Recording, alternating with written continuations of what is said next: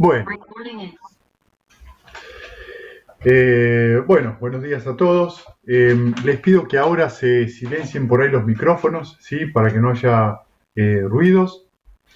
Eh, Pueden escribir las preguntas en el chat si no tienen micrófono. Si no, lo que pueden hacer si quieren es levantar la mano, que hay creo que una función. Y si no, prendan la camarita, hagan que quieren hacer una pregunta y me hacen una pregunta. ¿Sí? Primero, algunos de ustedes no me conocen, entonces me voy a presentar. Me llamo Federico Burisati. Yo soy el director de la Sanga de la Luna Llena. Y para contarles muy brevemente sobre mí, hago meditación hace un poquito más de 20 años, meditación budista. Durante alrededor de 15 años hice meditación budista zen con el, el maestro Ricardo Dokkyu. Y en los últimos años me he volcado para la práctica de Twin, que es de lo que vamos a hablar hoy, que es una meditación que está, digamos, basada más en los suttas originales, ¿sí? Y bueno, ya les voy a ir contando un poco de qué se trata esto, porque algunos de ustedes saben y otros de ustedes por ahí no tienen ni la menor idea de qué estoy hablando, ¿sí? Entonces, yo me anoté algunas preguntas así muy generales, ¿sí? Que si ustedes, son preguntas generales porque algunos los conozco, a otros no los conozco, y no sé qué experiencia o qué dudas o preguntas tienen, ¿sí? Que entonces quizás dentro de yo lo que les voy contando, eh, por ahí algunas de las dudas se les aclaren, ¿sí? Y otras, las que no, en tal caso preguntan, ¿está bien? Bien, entonces, vamos a... espérenme un segundito. Bien, vamos a comenzar entonces con una pregunta muy básica que es ¿qué es el budismo? ¿Sí? Porque muchos por ahí no tienen ni idea de qué es el budismo. El budismo es un misterio. No, no es un misterio. El budismo para muchos está considerado una religión, hay gente que lo considera una filosofía, pero si nosotros vamos al origen de lo que significa, es una enseñanza, ¿sí? Enseñanza en Pali se le llama Dhamma o en sánscrito Dharma, ¿sí? El Pali era el idioma que se hablaba en el noreste de la India, en la época del Buda, estamos hablando de hace unos 2600 años atrás, y el Pali era una lengua que venía del sánscrito y que, nada, se hablaba en diferentes reinos que había en esa zona, una zona muy grande, y había diferentes dialectos. El sánscrito es lo que después queda como la lengua culta dentro de la India, ¿no? Entonces, el budismo es una enseñanza en concreto. Y como toda enseñanza, tiene objetivos determinados o llamémosle cosas a desarrollar.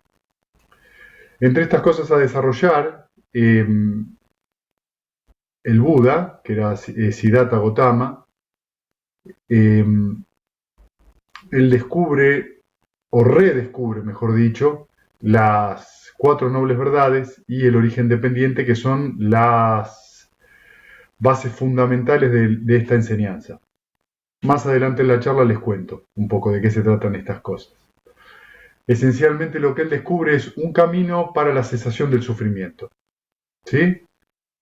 La palabra para la cesación del sufrimiento en Pali es Nibbana o en sánscrito Nirvana. ¿Qué significa cesación de sufrimiento? En realidad la traducción literal es Ni es no y Vana es fuego, sin fuego.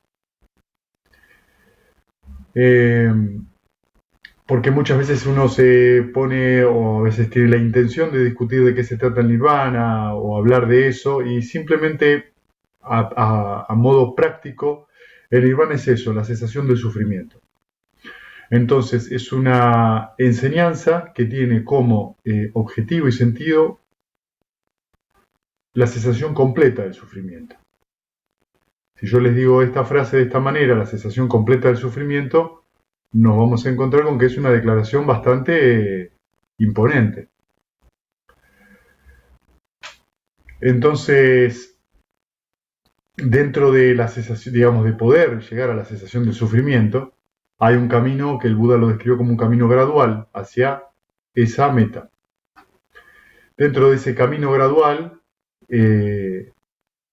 habló de tres cosas fundamentales, ¿no? Que son sila, samadhi y paña.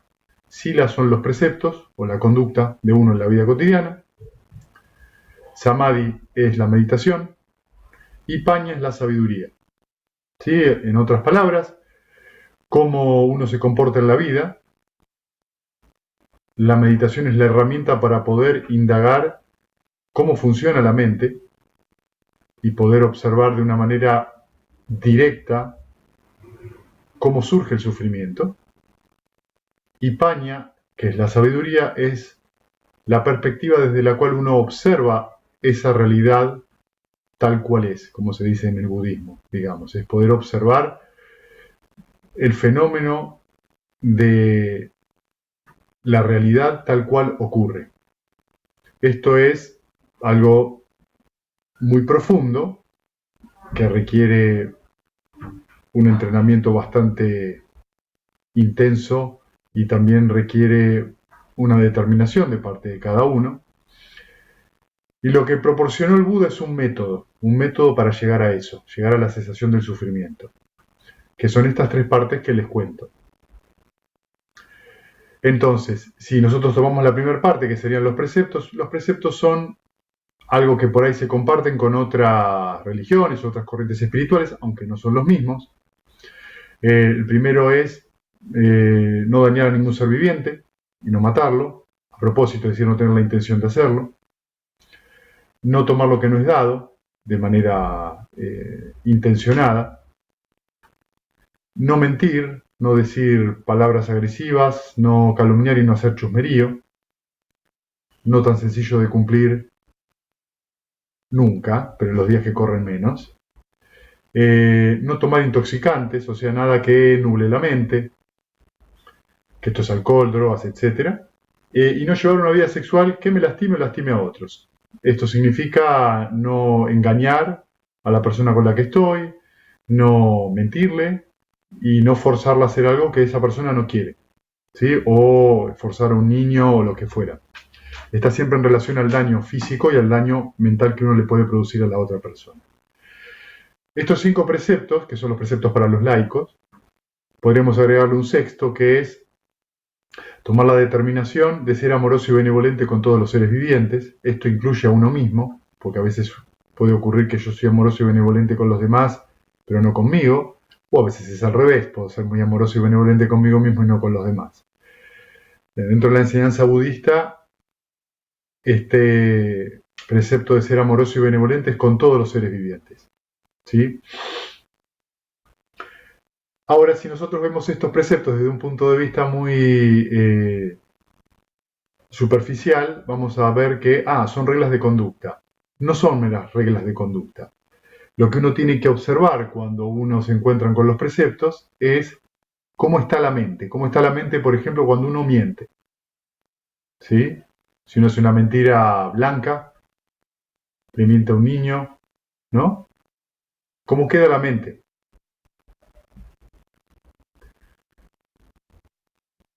Y esto ocurre con cualquiera de los otros preceptos. Digo mentir porque el tercero, que es donde uno habla, muchas veces habla de más o, por ejemplo, insulta. ¿Cómo está la mente cuando insulto? ¿Qué es lo que ocurre en ese momento? ¿Sí? Entonces, los preceptos lo que nos permiten es que la mente esté más tranquila, haya más calma. Si nosotros observamos de vuelta, volvemos a la palabra nirvana, nos vamos a ver que nirvana o nirvana, sin fuego, es tranquilidad o alivio. Es un proceso que va llevando ahí. Entonces esa tranquilidad y ese alivio tienen que ver con lo que nosotros hacemos en la vida cotidiana, pero especialmente cómo está nuestra mente cuando hacemos nuestras actividades cotidianas. Y esto no es tan fácil de observar cuando uno se desenvuelve en el día a día, porque muchas veces las actividades toman el control, entre comillas, de nosotros, y entonces estoy apurado haciendo un montón de cosas. Cuando estoy apurado haciendo un montón de cosas, mi estado mental es de ansiedad, de preocupación, de exigencia de cumplir con un montón de cosas. Ese estado mental, que dentro, digamos, de la enseñanza está considerado nocivo, porque hay ansiedad, preocupación, es decir, la mente está encogida, apretada, produce frutos que tienen que ver con ese estado mental. Entonces, nos vamos dando cuenta de que cuando hablamos de los preceptos, hablamos de la intención mental que tenemos. Que nuestra intención mental es lo que cuenta cuando uno realiza después un acto verbal o un acto físico. Si nuestra intención fue sana, fue considerada y alegre con el otro, en nuestra mente, probablemente nuestra acción tenga esa manifestación. ¿Sí? Ahora, muy bien, cuando nosotros más o menos empezamos a practicar estos preceptos, cuando digo practicar, digo porque muchas veces se malentiende dentro del budismo, ¿qué haces budismo? O sea, meditas. Y ni los preceptos ni la parte de la sabiduría son consideradas parte de la práctica. ¿Sí? Y el Buda en ese sentido fue muy claro. Hay 3 aspectos de las prácticas y podríamos agregar inclusive un cuarto, que después lo hablaremos. Es un camino completo, es un método completo. ¿Cómo vivo la vida? ¿Cómo desarrollo mi mente dentro de mi vida? Y cómo a raíz de eso tengo una perspectiva nueva sobre todo ese proceso. ¿Sí? Es decir, la conducta, la meditación y la sabiduría.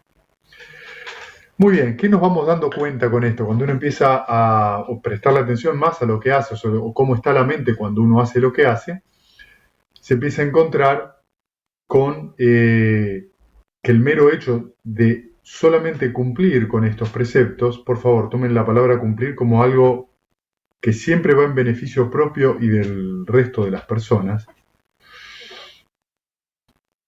observamos que nosotros seguimos teniendo insatisfacción, seguimos sufriendo en ciertas cosas. Por ejemplo, si nosotros tuviéramos que definir qué es sufrimiento, podríamos definirlo como no recibir lo que deseamos o recibir lo que no deseamos. Es como una forma muy sencilla de describir qué es el sufrimiento. Es decir, el sufrimiento es que alguien venga y me dé una mala noticia. Te chocaron el auto. ¿Sí? Eso es algo que yo no deseo recibir, pero la vida es así.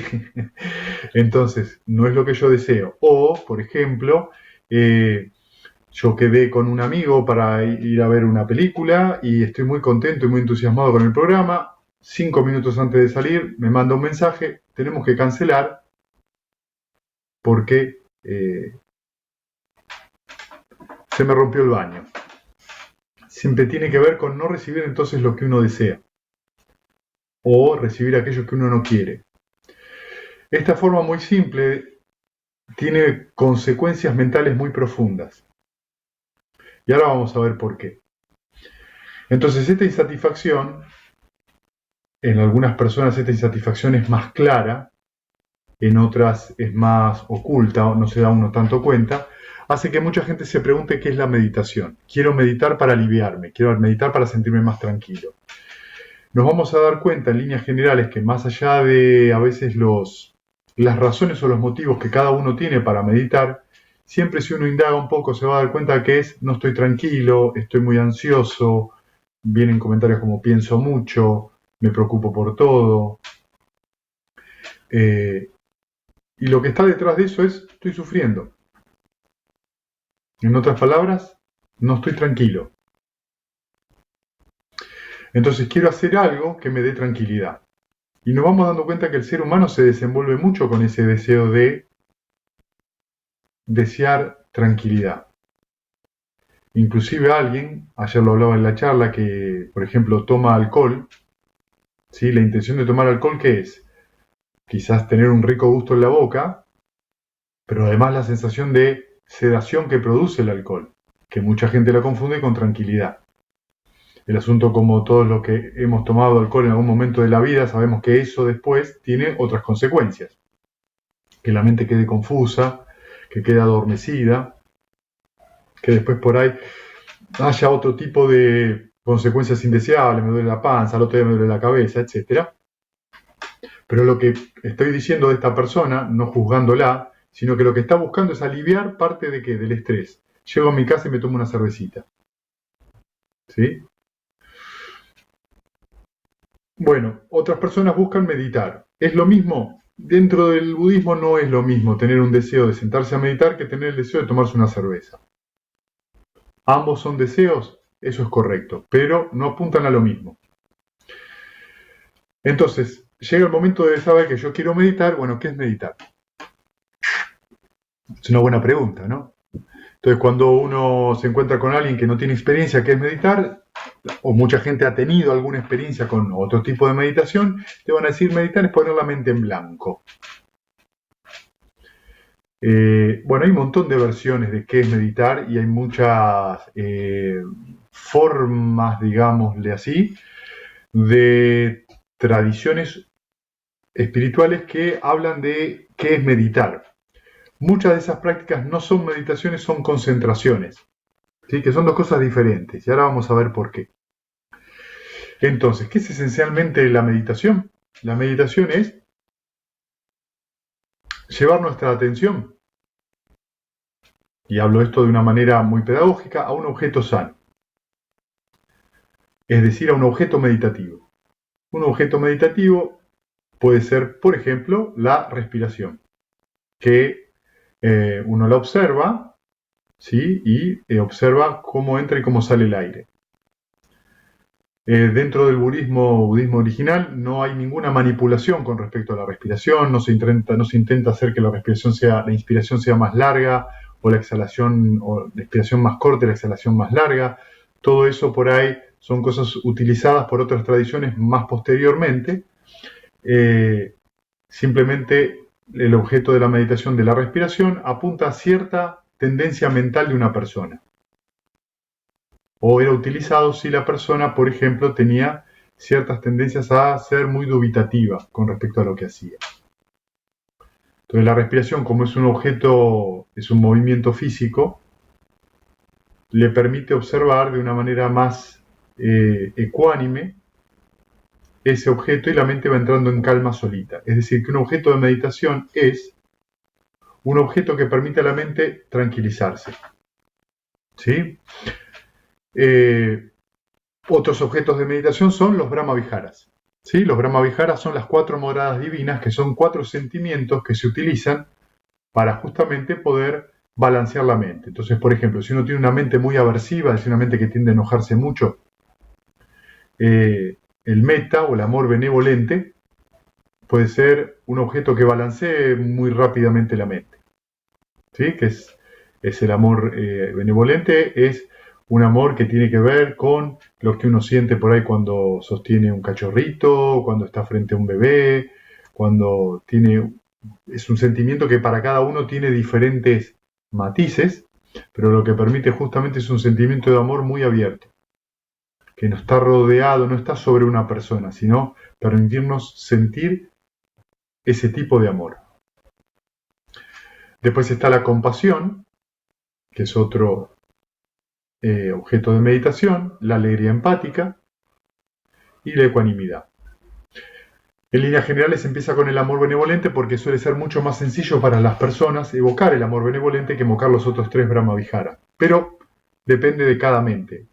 Es decir, lo que nosotros vamos encontrando es que los objetos de meditación es lo que te va a dar el maestro de meditación de acuerdo a tu tendencia mental. Entonces, la meditación es un proceso mental, ¿sí? De manera muy ruda y muy rústica, cuando meditamos estamos pensando, pero no estamos pensando como siempre pensamos. Entonces, ¿qué es lo que hacemos cuando meditamos? Tomamos contacto mental con un objeto sano. En este caso, si es el amor benevolente, tomamos contacto con ese sentimiento. Al ser un objeto mentalmente sano, es decir, que tiene alegría, que tiene calma, al tomar contacto con eso, rápidamente nuestra sensación es de más tranquilidad, de más calma. Y esa sensación es muy sana para la mente. Y es muy sano para uno. Sobre ese contacto que tenemos con ese sentimiento, es lo que va a ocurrir durante la meditación. Vamos a estar con ese objeto todo el tiempo que podamos. Como todos ustedes saben, la mente es inquieta. Entonces, ¿qué es lo que en general va a ocurrir? Cuando yo estoy con el amor benevolente o con la respiración o con cualquier otro objeto de meditación, en general la mente en algún momento se va a distraer. Es decir, va a aparecer un pensamiento sobre lo que tengo que hacer después o alguna preocupación o aparece somnolencia o aparece alguna duda con respecto a lo que estoy haciendo. Eso es un obstáculo, ¿sí? Así se lo define, una distracción. Es decir, mi mente se movió del objeto de meditación hacia otra formación mental. ¿Sí? Esto hace la mente todo el tiempo. ¿Nos demos cuenta de eso o no? Y en la vida cotidiana esto ocurre mucho, que la mente anda moviéndose de un lado al otro. Buda le decía la mente de mono, porque saltaba de rama en rama todo el tiempo. Entonces, que nos damos cuenta que estar con el objeto de meditación un tiempo no es tan sencillo, porque la mente enseguida se va, enseguida está incómoda en ese objeto de meditación y va rápidamente a buscar otra cosa, se mueve. En líneas generales, cuando uno se pone a meditar, la meditación va a ser o nos va a reflejar, esto por favor tómenlo como una generalidad, cómo está nuestra mente en ese momento.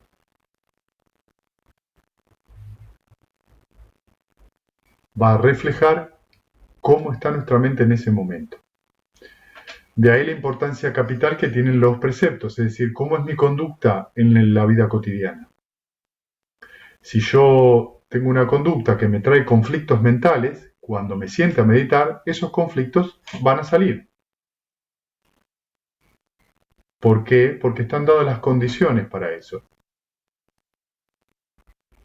¿Sí? Cuando uno se sienta a meditar, uno de los primeros insights más importantes que tiene un meditador es, la mente no para. ¿Sí? No paran de aparecer distracciones. Muy bien, acabas de tener un insight fantástico y muy profundo. Porque la gente cree muchas veces que su mente para en algún momento. Tiene esa fantasía. Y la mente está todo el tiempo haciendo surgir formaciones mentales, haciendo surgir actividad. Y uno se deleita en esa actividad, de alguna manera. A veces, inclusive cuando uno está enojado, se justifica el enojo, y eso aumenta la actividad. Entonces nos damos cuenta que nosotros también somos partícipes de ese circuito de aumentar la actividad mental. Darse cuenta de que la mente no para es un gran avance dentro de la meditación. Bueno, entonces acá viene donde yo me voy a desviar y les voy a contar un poco de qué se trata el TWIM, que es la meditación que nosotros hacemos. TWIM viene de Tranquil Wisdom Insight Meditation, ¿sí? O sea, meditación de la sabiduría tranquila. Es una forma de meditación que unifica dentro de la escuela más antigua, la escuela Theravada, hay dos prácticas. Una que es Samatha, que es una práctica de tranquilización de la mente, y Vipassana, que es una meditación que lleva a ver la realidad tal cual es. Entonces son dos prácticas diferentes. En el TWIM estas dos prácticas son una sola. Es una sola meditación, no son dos. ¿Sí? En otras escuelas de budismo no existe esta división. Nosotros, dentro del TWIM, eso es una sola meditación. Es decir, que es necesaria la calma y la tranquilidad mental para poder observar cómo funciona la mente. Es necesaria la tranquilidad. Son dos cosas que están interconectadas. Cuando tengo suficiente tranquilidad, puedo observar cómo se mueve la mente y puedo observar cómo funciona la mente, cómo funciona el proceso en el cual va a surgir el sufrimiento. ¿Sí?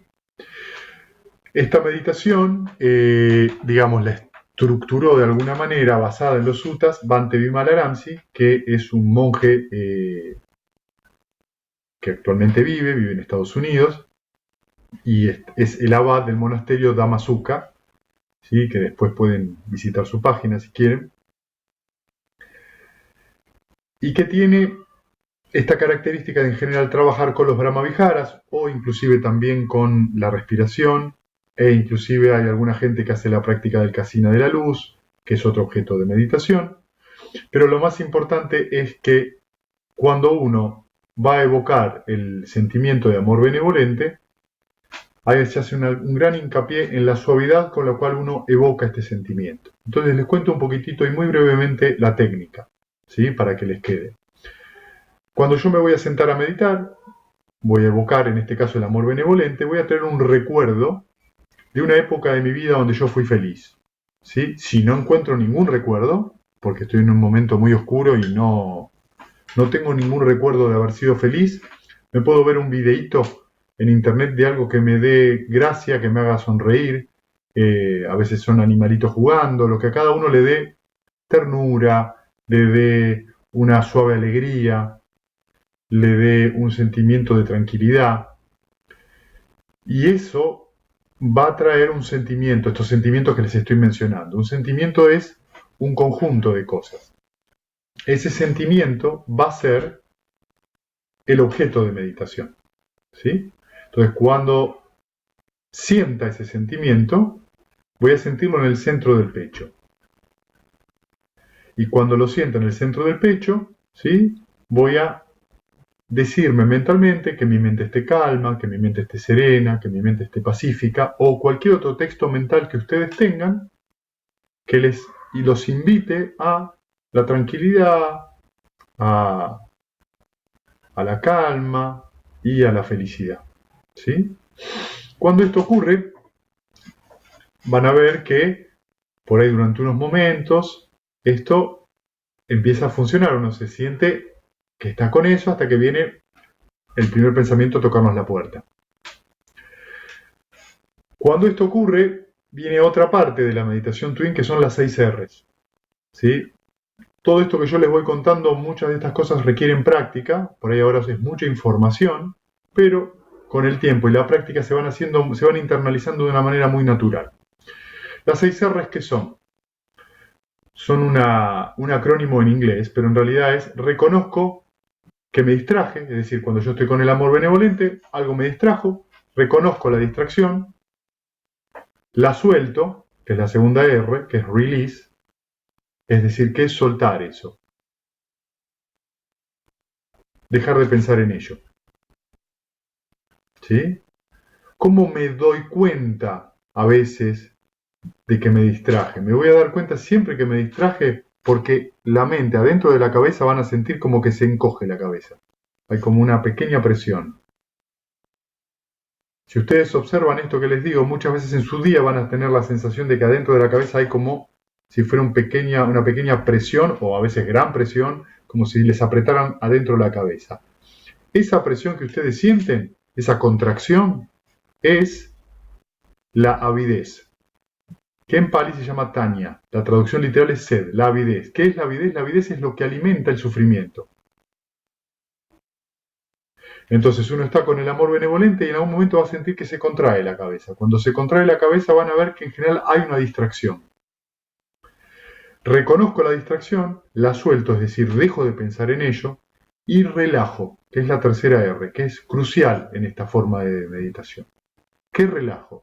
Relajo esa contracción en la cabeza y relajo la contracción que se produjo en el cuerpo a raíz de esa distracción. Luego de eso voy a sonreír y con esa sonrisa voy a retornar al amor benevolente y voy a repetir el proceso de estar con el objeto de meditación todo el tiempo que pueda. ¿Sí? Ahora, el amor benevolente nos tiene que traer una sonrisa. ¿Sí? Si el amor benevolente no me trae una sonrisa, no es muy benevolente que digamos. Esto hace que muchas veces uno vea a meditadores muy serios, con la cara muy dura. Y nos encontramos con algunos temas ahí porque nos damos cuenta de que seriedad y cara contraída no tiene mucho que ver con aliviar el sufrimiento. Que no nos tenemos que olvidar de que la práctica es aliviar el sufrimiento. Las 6 R son el proceso mediante el cual nosotros podemos soltar esa avidez, que es lo que alimenta el sufrimiento, y retornar al amor benevolente. ¿Qué pasa si no encuentro el amor benevolente porque por ahí no lo encuentro? Vuelvo a la imagen. Esta imagen. Y vuelve a la imagen, me hace surgir el sentimiento, observo ese sentimiento y me repito mentalmente que mi mente esté calma, que mi mente esté serena. Y vuelvo a estar con ese sentimiento todo el tiempo que pueda. Cada vez que hay una distracción, aplico estas 6 R's. Reconozco la contracción en la cabeza y la distracción, la suelto, relajo esa contracción que surgió, sonrío y retorno al objeto de meditación.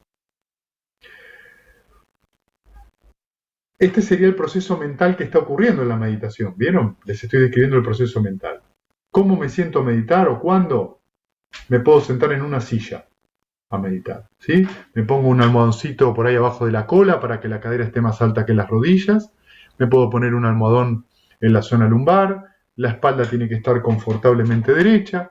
Las manos apoyadas en el regazo de manera cómoda. Cierro los ojos y ahí comienza este proceso que les acabo de contar, ¿sí? Otra gente por ahí se sienta en almohadones o zafus, pero no es necesario. Lo más importante en la meditación es que la espalda esté confortablemente derecha. ¿Sí? No hay posturas mágicas. Ninguna postura en la práctica budista lleva a la cesación del sufrimiento. Ninguna, ¿eh? La cesación del sufrimiento es un acto que está directamente ligado a poder abandonar justamente lo que nos hace sufrir.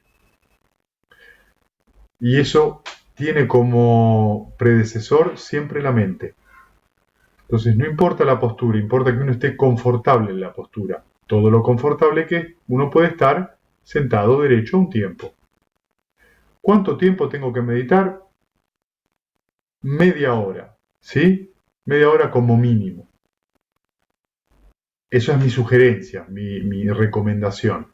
Ahí ustedes van a pasar por varios procesos que les va a permitir observar esto que les estoy contando. Acá hay una pregunta de Pamela. ¿Música se puede poner? No te lo recomiendo. No recomiendo poner música, ¿por qué? Porque la música es una distracción que les va a traer diferentes estados emocionales. Y la meditación lo que les va a ir mostrando a medida que lo van practicando, ¿qué es?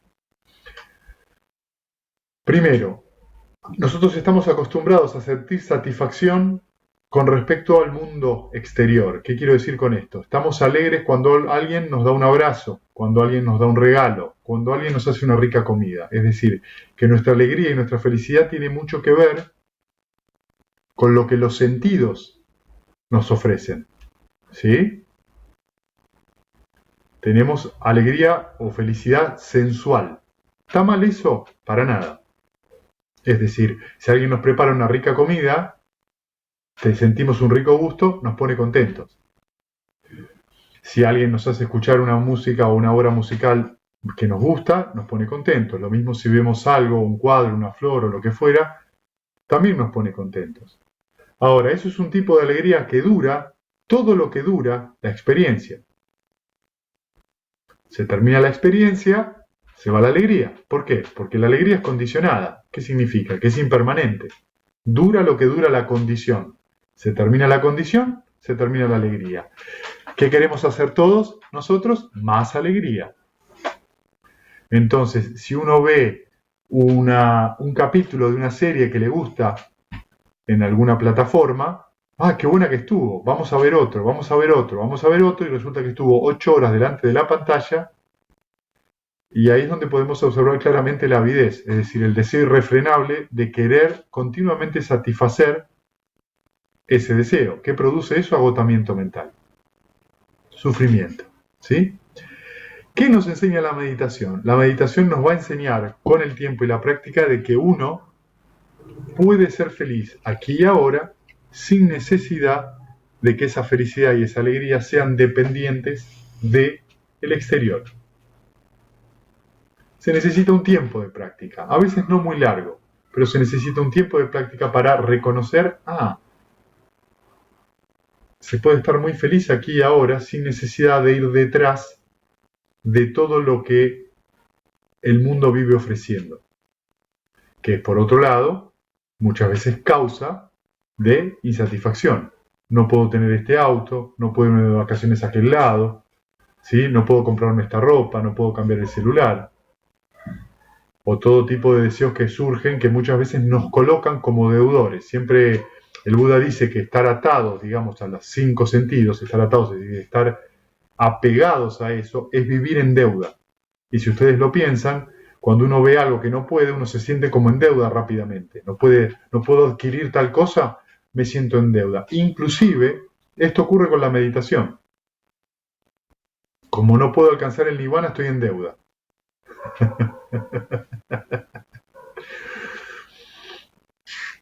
Bien, esto nos lleva a dos conceptos muy importantes para meditar. ¿Qué es la atención plena?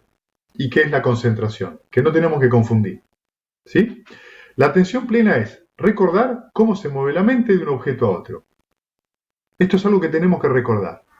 O sea, atención plena viene de una palabra en pali que se llama sati. Sati es atención plena y también es memoria. Es decir, que la atención y la memoria están relacionadas. Por eso es recordar cómo se mueve la mente de un objeto a otro. ¿Qué nos dice esto? Que cuando nosotros nos sentamos a meditar, tenemos que recordar que la mente se va a mover. Es decir, que las ideas de tener la mente en blanco o hacer fuerza para que la mente no pierda o abandone el objeto de meditación no tiene ningún sentido. ¿Sí? O sea, no va a llevar a nada sano ni a nada positivo. Tenemos que reconocer que la mente se va a mover.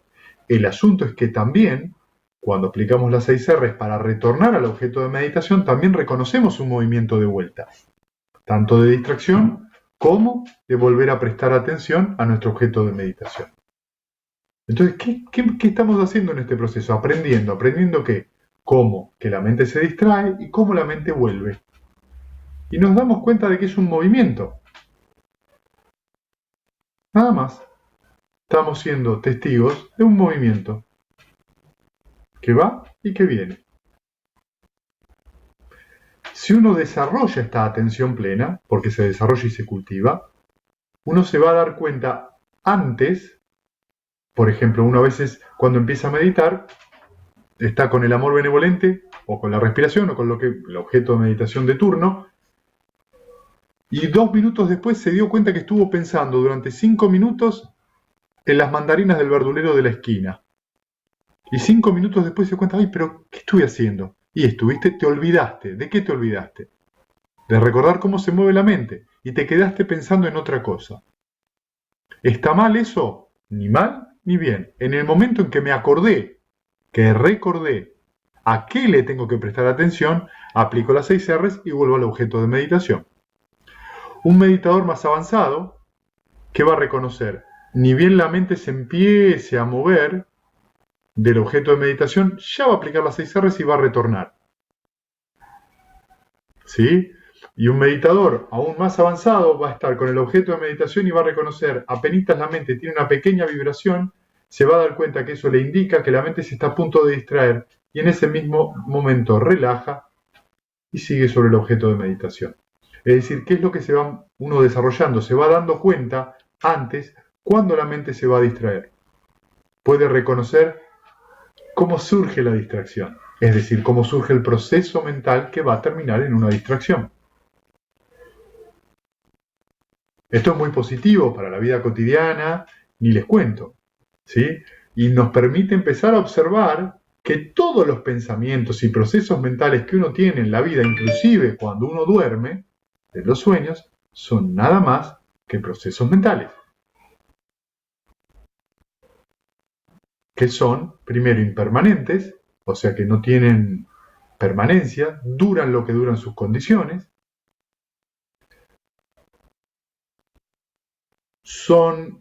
podemos ver que podemos sufrir si nos identificamos con esos pensamientos. Y un aspecto más profundo de la enseñanza es que son impersonales. ¿Qué significa eso? Que surgen debido a condiciones, no son mis pensamientos. Nosotros desde el punto de vista del lenguaje lo llamamos para poder comunicarnos con los demás, pensé en esto. Pero en realidad ese pensamiento no lo podemos describir, o esa sensación, o esa emoción, no es que la describimos como nuestra. Es algo que surge porque hay determinadas condiciones. Debido a que hay determinadas condiciones, hay determinados efectos. Y eso es todo el proceso. Poder reconocer este proceso es lo que va dando solita la calma. La mente cada vez se vuelve más tranquila. Cuando la mente se va volviendo más tranquila, es decir, se va aquietando, surge un factor muy importante y muchas veces mal entendido, que es la concentración. La gente cree que concentrarse es hacer fuerza con la cabeza, ¿sí? Entonces yo estoy con la computadora trabajando y estoy concentrado. Pero a menudo cuando ustedes ven a una persona concentrada van a verle un gesto muy serio en la cabeza. Y es verdad, está concentrada, está abstraída. La abstracción es focalizar la mente en una sola cosa y llegar a tal punto de esfuerzo mental que todo lo demás desaparece. Esto suele traer dolores de cabeza, mal humor, enojo, especialmente cuando alguien, por ejemplo, lo saca de ese estado. O, por ejemplo, quizás a ustedes les habrá pasado, tienen un día de trabajo muy intenso detrás de la computadora o haciendo algo y están tan abstraídos que cuando salen del trabajo mentalmente están agotados. Eso es que hubo un exceso de concentración. Ese exceso de concentración es muy dañino porque produce una gran cantidad de estrés. Entonces, tenemos la atención y la concentración. La concentración es el resultado de una atención. Y se acuerdan lo que les dije de la atención, es recordar cómo se mueve la mente de un objeto a otro. Cuando uno reconoce y recuerda cómo se mueve, la mente se va calmando y se va quedando quieta. Una palabra que puede reemplazar concentración es quietud mental, es decir, que la mente está cómodamente con el objeto de meditación sin moverse o con menos movimiento. Entonces la concentración termina siendo un producto natural de una atención suave. Esto es, que yo les cuento así, lleva sus añitos de práctica, pero de ninguna manera son cosas de otro planeta o quiero decirles que requieran tener una mente especial. Son elementos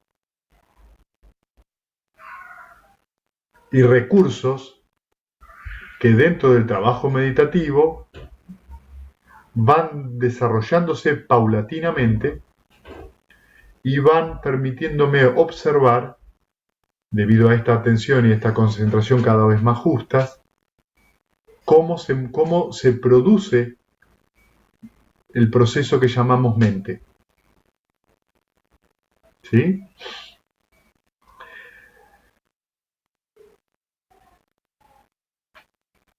Este trabajo en la meditación va a llevar en algún momento a un estado que está dentro del budismo original, que se llama jhana, ¿sí? Jhana es estado meditativo. Les voy a hablar muy sucintamente sobre los jhanas porque, digamos, como es una charla en general para gente que tiene poca experiencia, voy a hablar muy sucintamente. Jhana es un estado de la meditación, un estado de la mente, ¿sí? Todos los jhanas hay 8 jhanas, y podríamos considerar también que la esfera Nirodha Samapatti, que es la esfera de cesación de sensación, percepción y conciencia, de eso hoy no voy a hablar, pero son estados donde la mente está muy estable con el objeto de meditación y no tiene distracción durante una determinada cantidad de tiempo, ¿sí?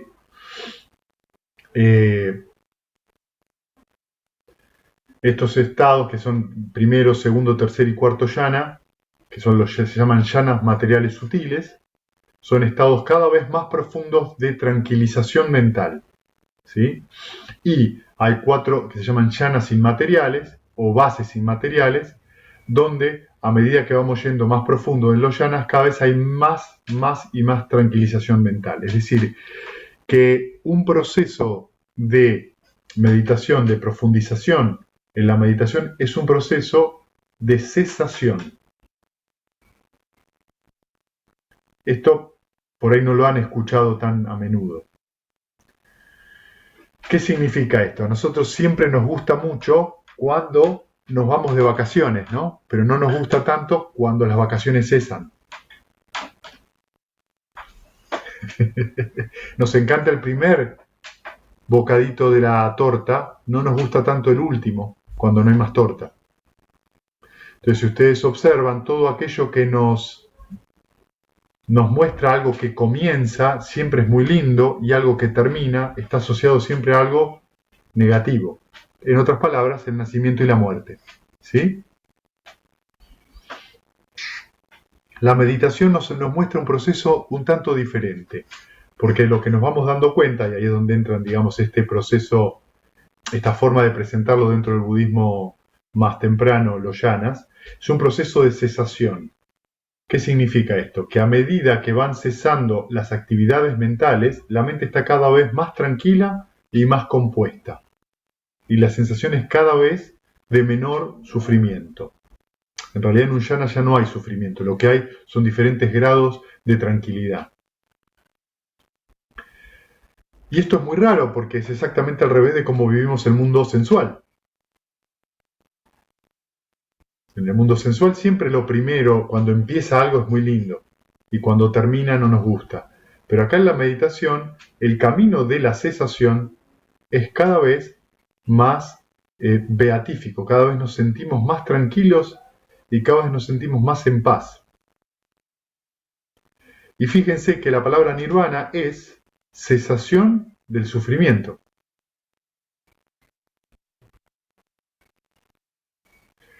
Lo que hace pensar mucho, ¿no?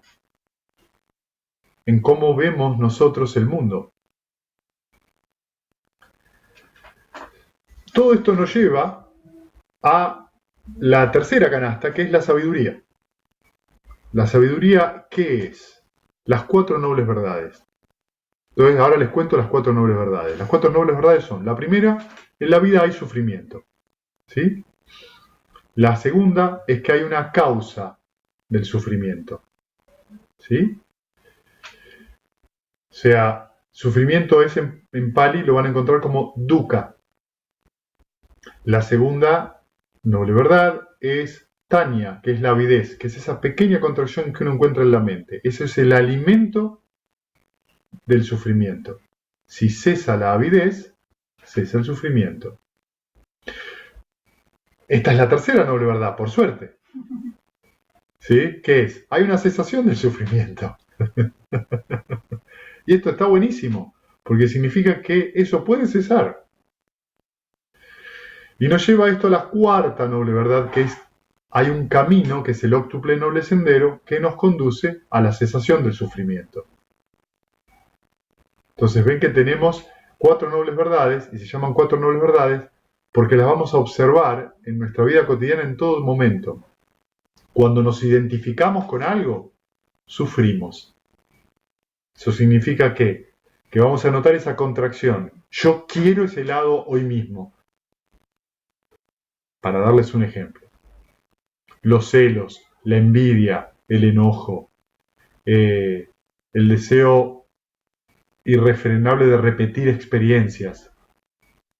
Todo eso produce sufrimiento y tiene detrás la avidez. Por eso las 6 R's son el método para disolver la avidez. Cuando no hay avidez, no hay sufrimiento. El óctuple noble sendero tiene, como su nombre lo dice, 8 partes. La primera de ellas es la visión correcta, se la llama la visión justa o la perspectiva justa, está traducido de muchas maneras. Esta perspectiva, que en un principio cuando uno empieza a practicar no es tan clara, tiene algo muy profundo que es la visión de que todo proceso que ocurre en la vida es impersonal, es decir, en otras palabras, está sujeto a ciertas condiciones. Y está basado en otro aspecto muy profundo del budismo, que es lo que le dije al principio de la charla, que es el origen dependiente. Es decir, debido a que hay determinadas condiciones, hay ciertos efectos. ¿Sí? Esto a veces puede parecer obvio, pero es muy profundo. Les voy a dar un simple ejemplo, ¿no? Nosotros vivimos en el planeta Tierra. Si yo suelto una pelotita, la pelotita se cae. ¿Debido a qué? A la gravedad. Es una condición que hace que la pelota vaya para abajo. Lo mismo puede ocurrir con las estaciones del año. Debido al movimiento que tiene la Tierra alrededor del Sol, ocurren determinadas condiciones que nosotros le pusimos el nombre de otoño, invierno, primavera y verano. Son conceptos, ¿sí? Entonces depende de las condiciones, no siempre son iguales. Te podemos tener un otoño más frío, menos frío, etc. Pero le ponemos nombre a las cosas y creemos que esos nombres son entidades. Esos nombres es todo el mundo conceptual que tenemos alrededor. Viene siempre entonces la pregunta, la mesa. ¿Qué es la mesa? ¿Son las patas? ¿Es la tabla de arriba? ¿Dónde está lo que decimos mesa? Y lo que vamos a terminar diciendo es que la mesa es un concepto. ¿Sí? Un niño agarra, da vuelta a la mesa y la transforma en un barco, dejó de ser una mesa y para ese niño es un barco. Nos damos cuenta de que los conceptos es los anteojos por los cuales miramos el mundo. Como miramos el mundo, vivimos en el mundo. Depende entonces cómo esté nuestra mente, vamos a tener una realidad sufriente o menos sufriente. ¿Sí? Poder ver esto, poder ver esta serie de condiciones que dan ciertos efectos, es lo que es el primer eslabón, darse cuenta de que el mundo tiene una condición y es impermanente, es condicionado. Esto nos va a llevar al segundo paso. El segundo paso es la intención correcta. ¿Sí? ¿Cuál es la intención correcta? Como hablábamos entonces en la primera parte, es para ir relacionando las 3 canastas, ¿sí? La conducta, la meditación y la sabiduría. La intención correcta es, si yo tengo una intención malsana de hacerme daño o hacer daño al otro, lo más probable es que el fruto de esa acción tenga consecuencias proporcionales, a veces más grandes o más chicas, de acuerdo a esa intención mental que yo tengo. Porque en el momento que yo tengo una intención malsana, mi mente está obstruida. Mi mente está en un estado insano. Esta intención mental, si está basada en esta visión que les dije antes, en esta perspectiva de impermanencia y sobre todo de impersonalidad, de observar las condiciones que nos rodean, nos va a llevar a que esa intención nos trae la palabra justa, que sería el tercer eslabón. La palabra justa es como hablamos. Entonces, les doy un ejemplo. Alguien nos dice algo agresivo, ¿sí? Entonces nosotros recibimos un impacto sensorial negativo. Escuchamos palabras agresivas. Lo normal es reaccionar y por ahí contestar con un insulto. Ahora, la persona estaba enojada y yo me enojé por lo que me dijo. Ahora, en vez de haber una persona enojada, hay dos. Porque esa persona me dijo. Ahí ocurrió un proceso muy veloz que uno no se dio cuenta.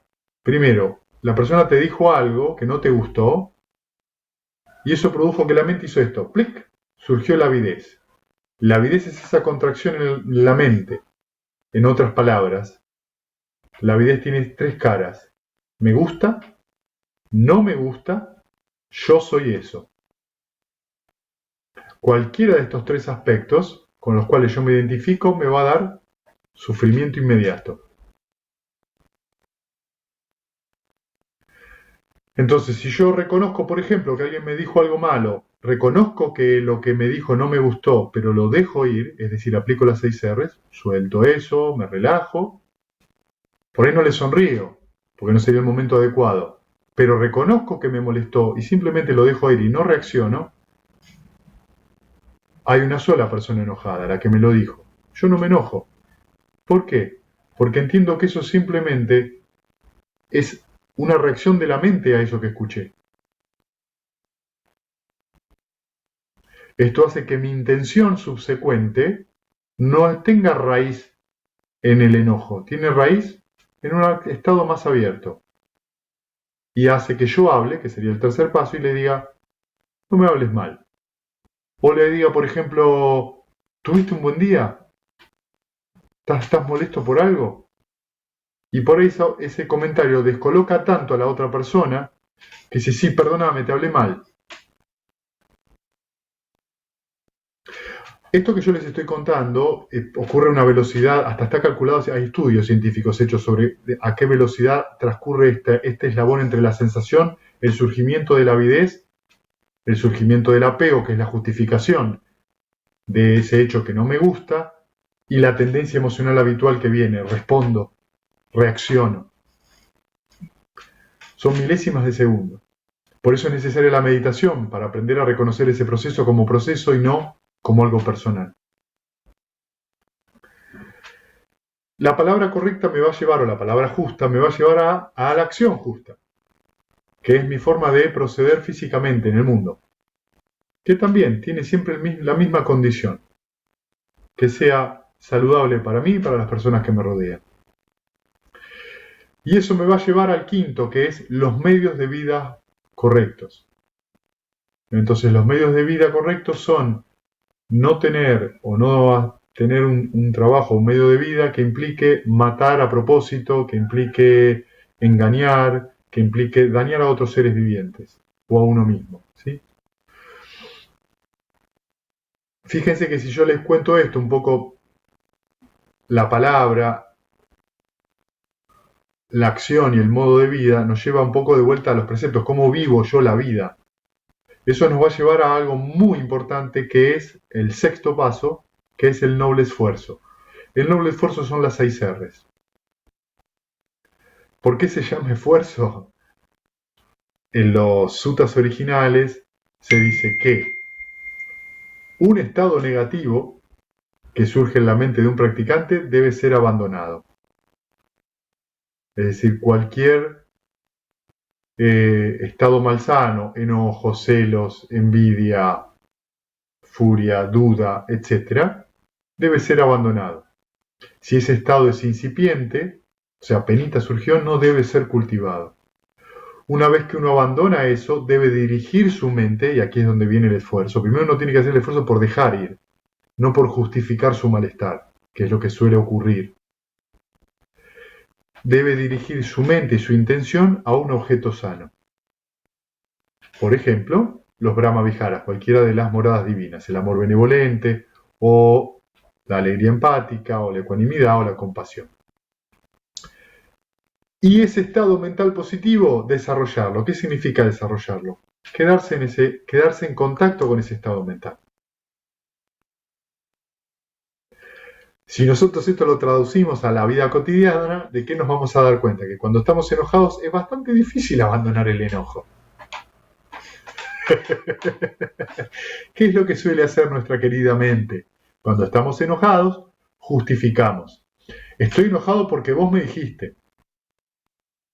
Estoy enojado porque no me consideraste. Estoy enojado por esto. O cuando estamos celosos. O cuando estamos dudamos de todo lo que nos pasa. Siempre hay una justificación. La justificación es el apego que yo tengo. Es cómo justifico esa sensación desagradable, esa aversión que yo tengo, o ese deseo de querer repetir, no, quiero comer más helado porque me encanta, porque tanto de un lado como del otro, de la moneda, ese es el apego que se está mostrando. Es como la mente empieza a justificar el rechazo o el quiero más, quiero más, quiero más. O el yo soy eso, que puede darse, por ejemplo, se da muchas veces en el mundo del trabajo esto. Mi reputación, mi fama como, no sé, como profesor de gimnasia, como pintor, como cantante, como abogado, la reputación, la imagen y personería que yo tengo de mí mismo. Este apego, ¿qué va a traer? La tendencia emocional habitual frente a una sensación desagradable surge, entonces no quiero esto. Eso es avidez, no quiero esto. Después viene el apego que justifica por qué no quiero y eso hace que surja la tendencia emocional habitual. ¿Qué es eso? Yo siempre actúo igual cuando algo no es como yo quiero. Me enojo y eso se manifiesta en otro eslabón que es el nacimiento de la acción. ¿Cómo actúo en el mundo y cómo actúo conmigo mismo? El noble esfuerzo, es decir, las 6 R's, se pueden aplicar apenas noto algo desagradable, 6 R's.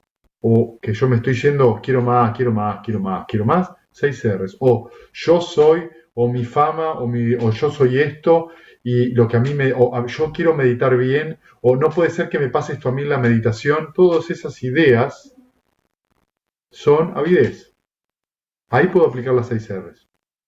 ¿No la puedo aplicar ahí? Bueno, viene el segundo momento, el apego. Me justifico. Si yo me voy dando cuenta que me estoy justificando, ¿por qué me gusta, por qué no me gusta, por qué yo soy eso? 6 R's. Por ahí no me di cuenta y pasó la justificación y vino la tendencia emocional habitual. Tiendo a que mi mente vaya siempre hacia el mismo lado. Es la última oportunidad de aplicar las 6 R's. Si ya actúo, ya no puedo aplicar 6 R's. Ya estoy actuando frente a desde una intención malsana. Y va a traer el fruto correspondiente. Entonces, ¿qué nos damos cuenta? Que el noble esfuerzo es algo muy importante de comprender. Este noble esfuerzo, ¿qué nos va a dar? La atención justa o la atención plena que les decía antes. Y esta atención, que es recordar cómo se mueve la mente de un objeto a otro, nos va a dar la concentración o la quietud justa, que es que la mente esté cómoda donde sea que esté.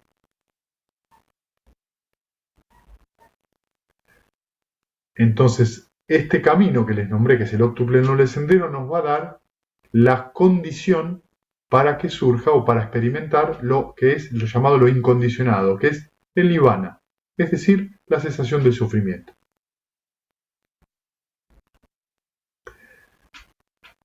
Bueno, esto es, ya vengo hablando una hora, no los quiero apabullar ni aburrir.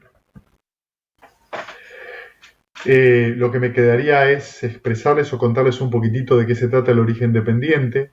Las 4 nobles verdades son una forma sucinta de expresar el origen dependiente. El origen dependiente tiene una fórmula de 12 pasos, que no la voy a mencionar hoy porque es una fórmula larga y compleja y profunda, pero les puedo dar la fórmula más breve, que es porque surge esto, surge aquello, porque cesa esto, cesa aquello. En otras palabras, todo lo que uno vive en el mundo está sujeto a condiciones. Cuando esas condiciones o causas cesan, los efectos también cesan. O sea que es un proceso que surge, que es impersonal. ¿Entienden? Cuando digo impersonal digo que está sujeto a esas condiciones. Cuando cesan, cambian. En ningún momento de todo esto podemos decir yo soy eso. Entonces cuando yo digo Federico y estoy simplemente poniéndole una palabra, Federico, a esto que ustedes están viendo, que en este momento tiene, según el concepto de la edad occidental, 46 años. Según el concepto de la edad occidental, 46 años. El concepto de la edad oriental tendría 47. Y no sé cómo miden el tiempo las hormigas, pero por ahí tendría muchísimos más años. ¿Yo soy el mismo Federico que al comienzo de la charla? No. Y desde un lugar muy profundo no es el mismo. Todos mis procesos biológicos cambian, mi mente cambia, y mis sensaciones fueron cambiando y mis percepciones fueron cambiando a medida que va pasando el tiempo. ¿Soy la misma persona que hace 20 años? No. ¿Soy la misma persona que cuando tenía 5 años? No. Entonces, cuando nosotros decimos persona, dentro de la enseñanza budista, estamos hablando de algo muy complejo. ¿Complejo por qué? Porque esto es a lo que más nos apegamos, a la idea de yo, a la identidad. Nos identificamos con algo. Y esto es fuente de sufrimiento, porque la identidad está basada en la avidez. ¿Qué significa la identidad? Yo quiero ser un ganador, no quiero ser un perdedor. Yo quiero ser bello, no quiero ser feo. Y a todos los conceptos y valores que se manejan en el mundo, de lo que supuestamente es bueno y malo. Entonces nos vamos dando cuenta que todas esas imágenes y conceptos, yo quiero ser campeón y no subcampeón, ya que estamos en el año del mundial. Todos estos conceptos e imágenes son tremendamente dañinos y ponen gran cantidad de presión en la mente de una persona. Hablando de personas. Entonces lo que nos damos cuenta es que las personas son procesos que surgen y cesan constantemente. Esto nos daría para una charla de otra hora, que no va a venir ahora, por supuesto, pero nos vamos dando cuenta de que esto es o tiene relación con este origen dependiente, es decir, que es todo un proceso causal. Cuando cesan las causas,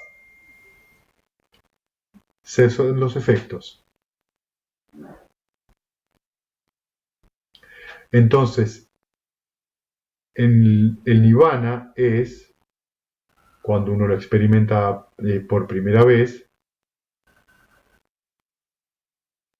la posibilidad de vivenciar de manera directa que esa identidad no existe, sino que simplemente es un concepto.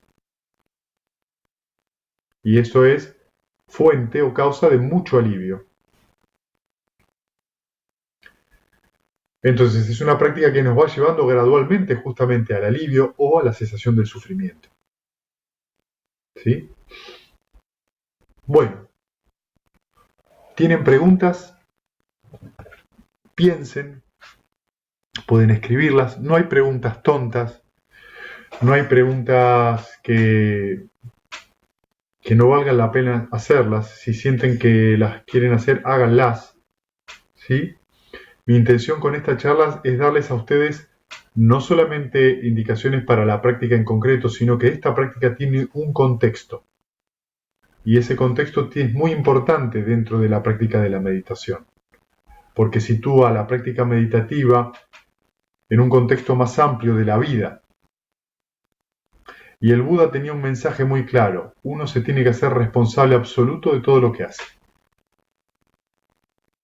Y nos vamos a dar cuenta que, a medida que uno profundiza en una práctica meditativa, uno se da cuenta que uno se produce el propio sufrimiento.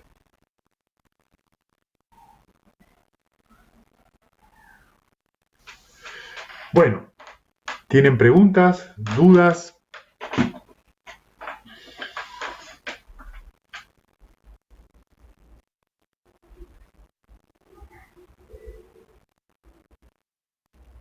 pueden abrir el micrófono y preguntar, o escribir. Acá me están... ¿Qué pasa si querés meditar y hay mucho ruido exterior y sos muy distraída? ¿Algún tip? No. Si uno medita en algún lugar donde hay mucho ruido, porque le toca vivir por ahí en un lugar donde hay mucho ruido, un ruido simplemente es una sensación desagradable. O sea, va a ser un obstáculo que se va a presentar. Cuando surge, lo importante no es el ruido, sino la reacción, la reacción de la mente, ¿no? Un poco lo que les decía. Entonces uno se sentó a meditar y aparece un ruido desagradable. Como muchos de nosotros vivimos en una ciudad grande como Buenos Aires, surge el ruido. Lo que uno tiene que reconocer es cómo reacciona la mente a ese ruido. ¿Sí? Claro, entiendo lo que decías de la música, pero lo que estamos haciendo es reemplazar un ruido desagradable por un ruido agradable. Lo que uno tiene que reconocer justamente que uno está entrenando la mente. ¿Para qué entrena la mente? Para simplemente reconocer el ruido como una sensación desagradable y nada más. En ese sentido es importante entonces reconocer que cualquier distracción en la meditación, tiene que ver con esto que les decía al comienzo. Simplemente lo que está ocurriendo no es lo que queremos. El sufrimiento no viene porque hay ruido, el sufrimiento viene por la reacción de nuestra mente al ruido. ¿Sí? Y esto es algo re importante de observar. Entonces viene un ruido desagradable, aplico la 6R, o sea, reconozco que mi mente se puso dura ante el ruido, relajo, dejo de pensar en el ruido, dejo de prestarle atención, sonrío y vuelvo al amor benevolente. Por ahí viene otro ruido y vuelve la mente a ir hacia ahí. Lo que nos está mostrando la meditación es a qué estamos apegados. No tolero un ruido. ¿Y qué es un ruido? Una sensación auditiva que no nos gusta, nada más. ¿Por qué exageramos por un ruido? Simplemente lo dejo ir. Y en algún momento, si uno continúa, nos podemos dar cuenta que podemos estar sentados en el medio de un mucho ruido y estar muy tranquilos. Porque la mente no reacciona a eso. Es la reacción de la mente lo que produce el sufrimiento y no el ruido. No sé, Pamela, si te contesté.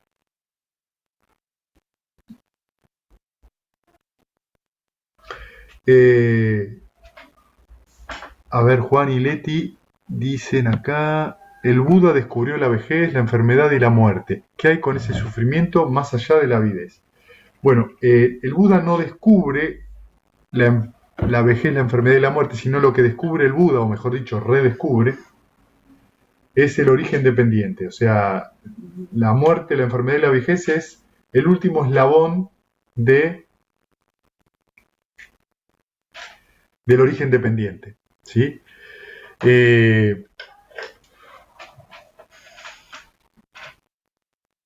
¿Cuál es la causa de la muerte? Tenemos que ir al link anterior del origen dependiente, que es el nacimiento. Entonces Buda nos dice una cosa: todo lo que nace muere. Todo aquello que está sujeto a nacimiento está sujeto a enfermedad, a vejez y a muerte. ¿Sí? Esto es una realidad indiscutible. Pasa siempre.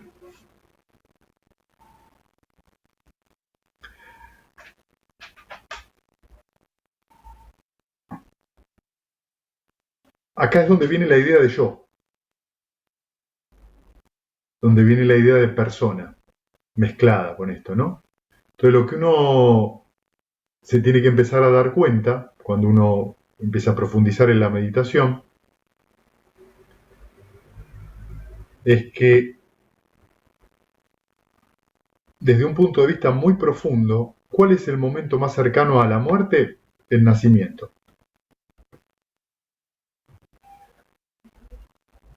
Cuando surge el nacimiento, ya surgió la muerte.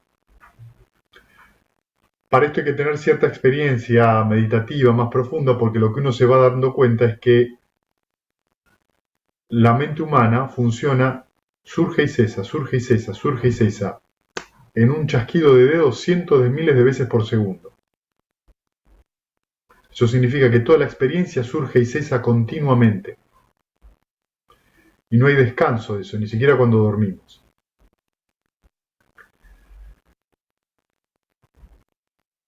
El asunto es que cuando uno sufre por la muerte, o sufre por la enfermedad, o sufre por la vejez, es porque uno está identificado con algo que no debería, que uno cree que no debería ocurrir, que es el proceso de envejecimiento y muerte. Entonces, la práctica lleva a que uno no sufra por esa condición natural del cuerpo.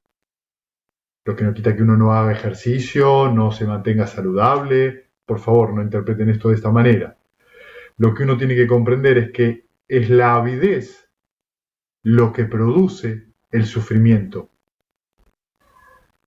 No hay sufrimiento más allá de la avidez. No existe el sufrimiento más allá de la avidez.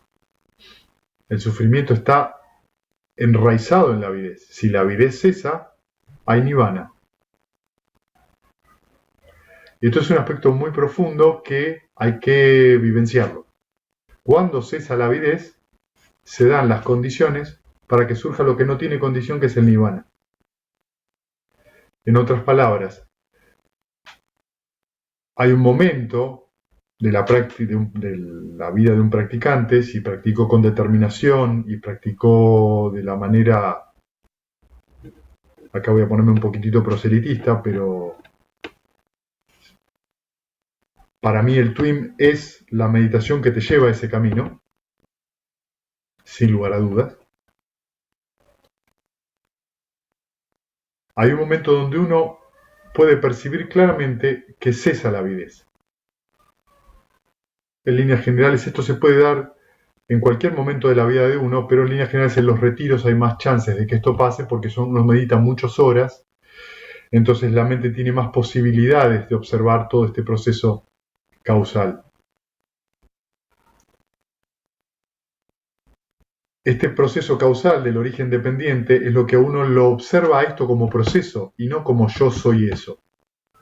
Cuando uno observa esto, lo que uno simplemente observa que todo lo que sucede en la mente, ergo, todo lo que sucede en el mundo es un proceso que está vivenciado a través de la mente, se da cuenta que son solo causas y efectos. Por lo tanto, si uno no se identifica con ningún momento de ese proceso, no hay sufrimiento, porque no hay avidez. La avidez, es decir, la insatisfacción, la avidez causa insatisfacción. Yo quiero esto, yo no me quiero, o no quiero aquello, no me quiero morir. Nos tenemos que dar cuenta que es esto, el decaimiento del cuerpo es un proceso natural de los 4 elementos. ¿Sí? La forma sólida, la forma líquida, gaseosa y los procesos metabólicos del cuerpo. Eso decae. Viva uno 3 años, 5 años, 15, 20, 90 o 120. Para aquellos de ustedes que creen en otros planos de existencia, los dioses también decaen y desaparecen, aunque vivan cientos de miles de años o millones de años. Entonces, este proceso de impermanencia uno tiene que aprenderlo a ver a través de estos ojos de impersonalidad. Son procesos. Es un movimiento. Cuando yo me identifico, yo no quiero ser viejo, yo no me quiero enfermar, como debido a que surge esa avidez, empieza el sufrimiento. Es decir, en otras palabras, dejo de ver la realidad tal cual es.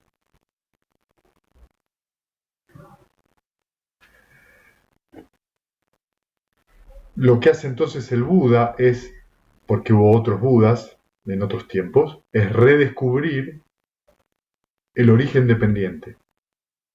Y no solo lo vuelve a dilucidar intelectualmente, sino que lo vivencia. La comprensión absoluta, digamos, del origen dependiente es lo que lleva al Buda a su iluminación, es decir, a transformarse en un arahant. a alguien que ya no sufre. No sé si te contesté, Leti.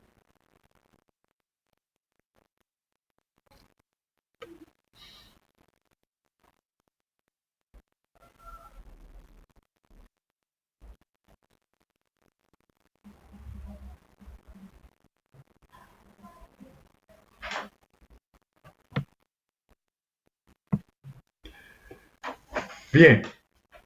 ¿Alguien tiene alguna otra pregunta?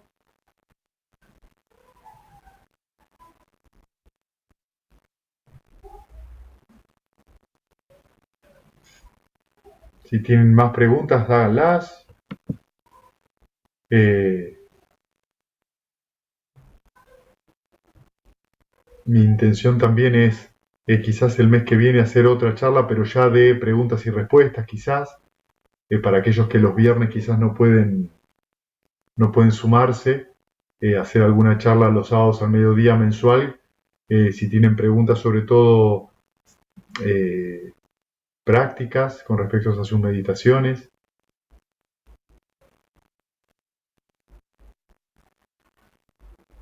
Yo quería hacer una pregunta.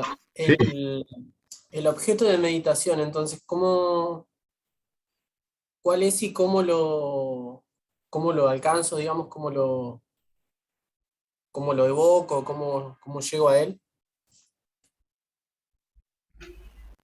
podés recordar si vas a usar un Brahma Vihara, o sea, una de las 4 moradas divinas, recordás un momento de tu vida que fuiste muy feliz, eso te va a producir un sentimiento, ese sentimiento te queda alrededor del pecho. Ese va a ser tu objeto de meditación, no el recuerdo, no la imagen, sino el sentimiento. Una vez que tenés ese sentimiento, mentalmente te decís que mi mente esté en calma, que mi mente esté pacífica, que mi mente esté feliz, o cualquier otro texto mental que a vos te ayude a sosegar la mente, a tranquilizarla. Y luego llevas tu atención a ese sentimiento en el centro del pecho. ¿Sí? Lo que no les dije antes, porque no lo aclaré, eh, es ese sentimiento me lo voy a irradiar, ¿sí? Durante 10 minutos a mí Bien, mismo, digamos, y luego, tampoco hablé porque están en los videos de YouTube, el resto de la meditación voy a irradiarle a un amigo espiritual, ¿sí? Eh, el amigo espiritual tiene que ser alguien que no me produzca deseo sexual, ¿sí? bien. Ujú. Tiene que ser alguien que tenga ciertas cualidades que yo admire, no puede ser un pariente porque a veces eso trae sentimientos encontrados, y tiene que ser algo que yo conozca personalmente y que esté vivo. Bien, Cuando irradie el sentimiento hacia esa persona, no le empujo el sentimiento para afuera, sino lo que voy a hacer es colocar a esa persona adentro de ese sentimiento. Le voy a dar un abrazo mental, ¿sí? Entonces, el 80% de mi energía va a estar en estar con el sentimiento. Y simplemente tengo una intención de enviarle, con una intención alcanza ese sentimiento a esa persona, pero adentro de mi pecho. Si no hago fuerza de empujar el sentimiento porque me va a traer dolor de cabeza. perfecto. ¿Sí? Gracias. Ujú. Gracias.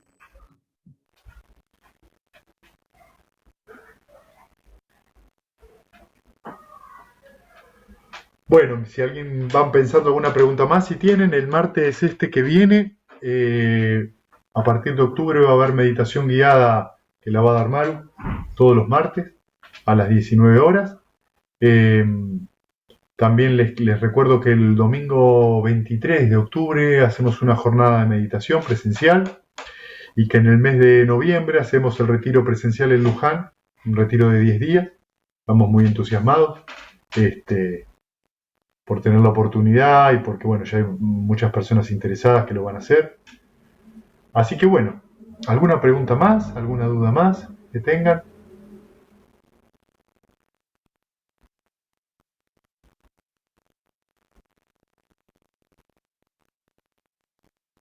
Bueno, para aquellos que les pido que estén atentos porque en breve también vamos a lanzar la página de la sangre de la luna llena, donde vamos a tener un montón de novedades para que también se puedan...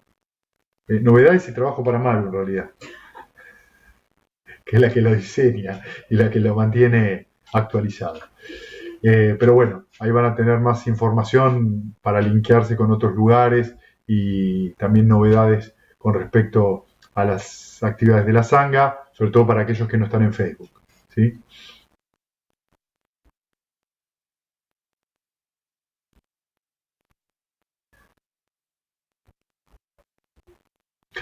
Bueno, si no hay más preguntas, lo que vamos a hacer, que es lo que se hace en general en todas las finales de las charlas del Dharma, que es eh, compartir mérito. ¿Sí? En una charla del Dharma se comparte mérito, que es compartir el mérito que tiene hablar sobre la enseñanza del Buda y que este mérito pueda ser expandido a todos los seres. ¿Sí? Entonces, para aquellos que lo saben, les pido que abran los micrófonos y compartan. Para aquellos que no lo saben, pueden bajarse el mérito en el grupo de Facebook, ¿sí? Que dice compartiendo mérito para, si algún día participan, poder compartir, ¿sí? Que los que sufren sean libres de sufrimiento y los aterrorizados intrépidos sean. Que los afligidos se despojen de todo dolor y que todos los seres encuentren alivio. Que todos los seres compartan este mérito que así hemos adquirido para el logro de todo tipo de felicidad. Que los seres que habitan el espacio y la tierra, devas y nagas de gran poder, compartan este mérito nuestro y que por mucho tiempo protejan la dispensación del mundo. Sadhu, sadhu, sadhu. Gracias, gente. Que tengan Gracias. un hermoso fin de semana y Besos, nos Maru. vemos. Besos todos. Adiós. Chau, chau.